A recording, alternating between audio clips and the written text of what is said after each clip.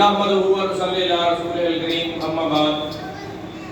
میرے معزز مہمانان گرامی اور طلباء و طالبات، السلام علیکم۔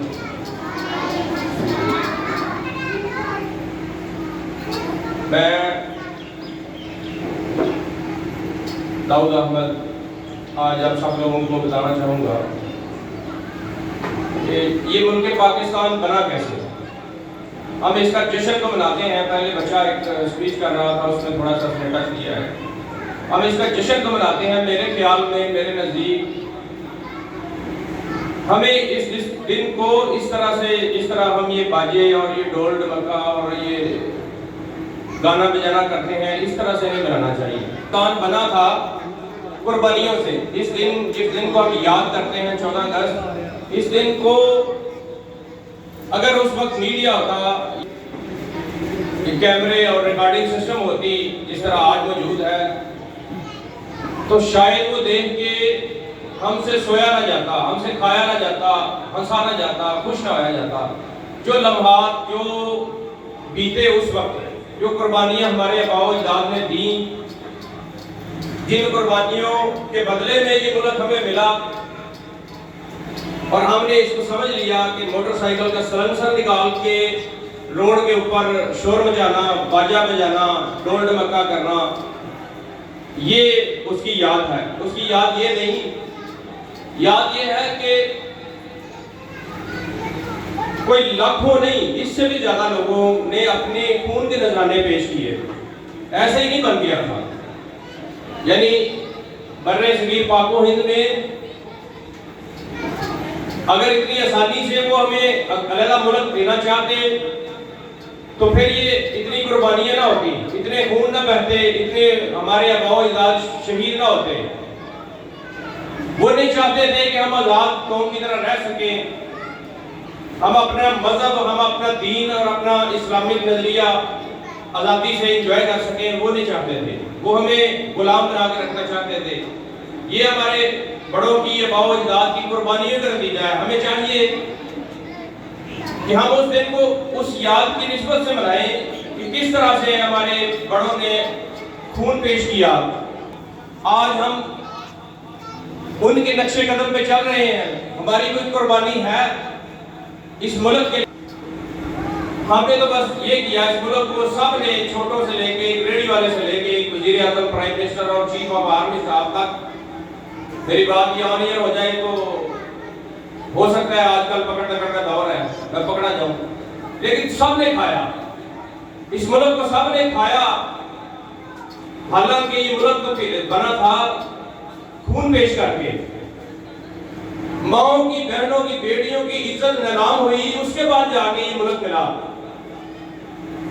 اس کا درد اس کو ہو سکتا ہے یا وہ محسوس کر سکتا ہے جس کی جواں بیٹی ہو، جواں بہن ہو یا ماں ہو، اور اس کی عزت نیلام ہو جائے اور وہ بے بس سامنے بیٹھا دیکھتا رہے اور کچھ کر نہ سکے۔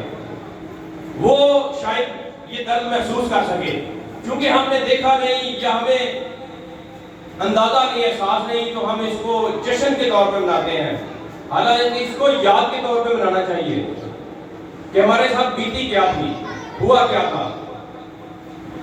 اگر ہم اپنے بچوں میں، یہ قوم نسل ہماری بیٹھی ہوئی ہے، ان میں ہم وہ جذبہ، وہ درد، وہ تکلیف ہم پیدا کر سکیں کہ بچے، بیٹوں، بہنوں، بیٹیوں، یہ ملک ان مصیبتوں اور ان تکلیفوں سے گزر کے بنا ہے، تو شاید یہ جو لوٹ کھسوٹ کا اور افراتفری کا عالم ہے، یہ میرے ملک میں نہ ہوتا۔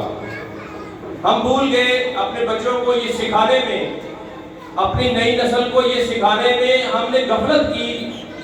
اسی وجہ سے تو ہماری پوری قوم تقسیم کا شکار ہے، اور بس سٹیٹس، گاڑیاں، بنگلہ، کوٹھی اور پیسے کی ہوس کے پیچھے لگے، بھول گئے کہ یہ ملک لیا کس لیے تھا۔ ہمارا ایک نعرہ تھا، آج تو وہ بچوں کو شاید وہ نعرہ بھی یاد نہیں۔ پاکستان کا مطلب کیا؟ لا الہ الا اللہ۔ جس ملک کا، جس نظریے کا نام لا الہ الا اللہ رکھا گیا تھا، لا الہ الا اللہ کا معنی کیا ہے؟ وجود ہے کیا اس کے سارے احکامات کو ہم فالو کرتے ہیں؟ یا دین کو آزادی سے ہم یہاں پہ اپنی زندگیوں میں امپلیمنٹ کر سکتے ہیں؟ ہماری تو قوم فرقوں میں اس طرح بٹی ہوئی ہے، کسی کی ذمہ داری نہ ہو، کوئی اہل سنت، کوئی دیوبند، کوئی شیعہ، کوئی سنی، باقی اس چکر میں ہم بٹے ہوئے ہیں۔ وہ نظریے ختم کر دیا۔ نظریہ کیا تھا کہ میرے ملک میں انصاف ہو، وہ نہیں ہو رہا، میرے ملک میں آزادی ہو، وہ نہیں، بات بعد میں کی جاتی ہے، اٹھانے والے اٹھا کے بعد میں پہلے لے جاتے ہیں۔ نظریہ یہ تھا کہ یہاں بیٹیوں کی عزت محفوظ ہو۔ میں تو نہیں سمجھتا کہ محفوظ ہے، آئے روز کوئی نہ کوئی نیا واقعہ ہوتا ہے، یہ 4 سال کی بیٹی، یہ 6 سال کی بیٹی، یہ 10 سال کی بیٹی، اور درندوں نے اس کے، وہ درندے کون ہیں؟ وہ بھی تو ہم ہیں۔ پھر انصاف نہیں ملتا۔ اس کی وجہ کیا ہے کہ ہم نے اپنی نسل کو، اپنی نئی قوم نسل کو ہم نے سکھایا ہی نہیں کہ یہ بنا کیسے تھا، یہ ملک بنا کیسے تھا۔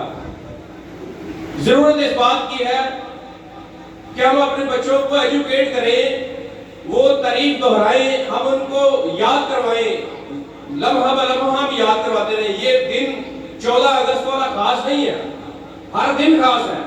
جب سے پاکستان بنا ہے ہر دن خاص ہے، ہر دن اس کو منانا چاہیے، ہر دن شکر ادا کرنا چاہیے، اور خالی شکر ادا نہیں، وہ نظریات اپنی زندگی میں لاگو کرنے چاہیے، اپنی زندگیوں میں لانا چاہیے وہ چیزیں جس کے لیے قائد نے، اقبال نے، سر سید نے، ان لوگوں نے جنہوں نے خواب دیکھے تھے، اور خالی خواب نہیں دیکھے تھے، خواب نہیں دیکھے تھے، انہوں نے اپنی زندگیاں نشاور کی تھیں۔ جابر کے سامنے، طاقتور کے سامنے وہ ڈٹ گئے تھے، قید و بند کی صحبتیں انہوں نے برداشت کی۔ اور نہ جانے میں رات کو ایک کلپ چھوٹا سن رہا تھا، مجھے ان کا نام تو بھول گیا ہے، ایک صاحب تھے، تو جب ان کی میت کو غسل دیا گیا تو ان کے جو پر نشان تھے، بلیک کلر کے نشان تھے، تو پوچھا گیا، جو ساتھی تھا اس کا، جو اس کے ساتھ ہمیشہ سے رہتا تھا، اس سے پوچھا گیا کہ آپ تو زندگی میں ساری زندگی ان کے ساتھ رہے ہو، تو یہ کیا ہے؟ بندہ وہ نیک آدمی تھا، تو یہ اس قسم کی اس کی حالت کیوں ہوئی؟ اس نے بتایا میں نے وعدہ لیا ہوا تھا، اور مجھ سے وعدہ لیا گیا تھا کہ میری زندگی میں یہ نہیں بتانا۔ بھئی اب تو فوت ہو گیا، اب بتا دو۔ اس نے کہا لوہے کی گرم سلاخوں کو کوئلوں کے اوپر تپا کے تو اس کے کمر کے اوپر رکھا جاتا تھا، اور اسے یہ کہا جاتا تھا کہ آپ علیحدہ ملک کے لیے یہ جو آواز بلند کرتے ہو یہ نہ کرو۔ سوچیں کتنی تکلیف ہوگی کہ اس کو ہمارا ایک ماچس کی تیلی سے ہاتھ جل جائے تو ہم ڈاکٹر ڈھونڈنے نکل جاتے ہیں۔